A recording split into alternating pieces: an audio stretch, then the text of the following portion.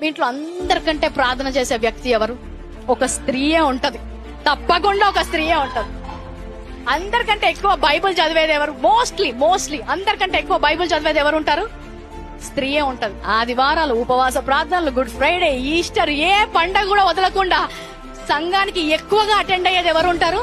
స్త్రీ ఉంటారు. స్త్రీలు ఇంతగా దేవుల్లో ఎదిగినా కూడా ఒక మతపరమైన బోధ వారు బోధించొద్దు అన్నందుకు ఆ భారముతో వారు బోధించలేకపోతున్నారు. ఏ సందర్భంలో పౌలు ఈ వాక్యం చెప్తున్నాడు? కొరింథీ సంఘంలో ఉన్న పాపము ఏ సంఘంలో కూడా లేవు, అందుకనే వారికి అన్ని కూడా క్రమాన్ని ఆయన బోధించాల్సి వచ్చింది. మత్తయి సువార్త 23వ అధ్యాయము 4వ వచనం, మోయ శక్యము కాని భారమైన బరువులు కట్టి మనుషుల భుజముల మీద వారు పెట్టుదిరే గాని తమ వ్రేలుతోనైనను వాటిని కదిలింపనొల్లరు.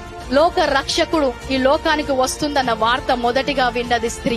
లోక రక్షకుడిని మోసింది స్త్రీ, నిందను మోసింది స్త్రీ, నవమాసాలు మోసి కన్నది స్త్రీ, పెంచింది స్త్రీ. ఆయన శిలువ మీద చనిపోతాడనే ప్రత్యక్ష జ్ఞానం వచ్చి వెంట్రుకలతో అత్తరుతో ఆయనని అభిషేకించింది స్త్రీ.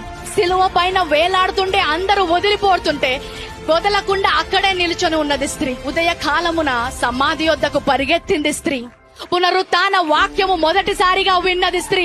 పునరుత్థాన సువార్తను మొదటిసారిగా విన్నది స్త్రీ. ఇన్ని విషయాలు స్త్రీలు చేస్తే బోధించొద్దు అని ఎలాగ చెప్తున్నారు? Download ShareChat.